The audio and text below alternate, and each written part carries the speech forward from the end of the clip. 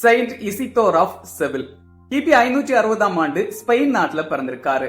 இவருடைய சகோதரர்களான லியாண்டர், ஃபுல்ஜென்சியாஸ் மற்றும் இவருடைய சகோதரியான புளோரோஞ்சினா எல்லாருமே புனிதர்கள் அப்படிங்கிறது குறிப்பிடத்தக்கது. இவருடைய மூத்த சகோதரர் லியாண்டர் கொடுத்த உற்சாகத்தால கல்வியில சிறந்து விளங்கி இருக்காரு. மிகப்பெரிய எழுத்தாளரா உருவாகி இருக்காரு. இவர் எழுதின history of Goths, a history of world, a dictionary, encyclopedia மாதிரி புத்தகங்கள் இவருக்கு மிகப்பெரிய பேரையும் புகழையும் பெற்றுக் கொடுத்திருக்கு. செவில் நகர ஆயராக இருந்த இவருடைய மூத்த சகோதரர் லியாண்டர் இறந்ததுக்கு பிறகு இசிதோர் செவில் நகர ஆயரா திருநிலைப்படுத்தப்பட்டிருக்காரு. ஆயர் ஆனதுக்கு பிறகு ஏழை மக்கள் மேல அதிகமான அன்பும் அக்கறையும் கொண்டவரா இருந்திருக்காரு. தன்னுடைய ஆயர் இல்லத்தை ஏழை மக்கள் அதிகம் வசிக்கக்கூடிய இடத்துக்கு மாற்றியிருக்காரு. ஏழை மக்கள் எப்ப வேணாலும் தன்னை வந்து சந்திக்கும் அளவுக்கு எளிமையா இருந்திருக்காரு. ஏழை மக்களுக்கு தரமான கல்வி கிடைக்கவும் பாடுபட்டிருக்காரு.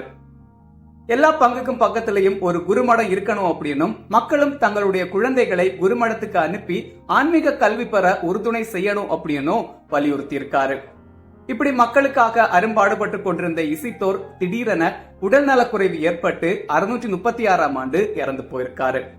இசிதோர் இறக்குறதுக்கு கொஞ்ச நேரத்துக்கு முன்னாடி தான் அறிந்தோ அறியாமலோ செய்த தவறுகளை மன்னிக்க வேண்டும் அப்படின்னு கடவுளிடம் வேண்டிக்கிட்டே இறந்து போயிருக்காரு.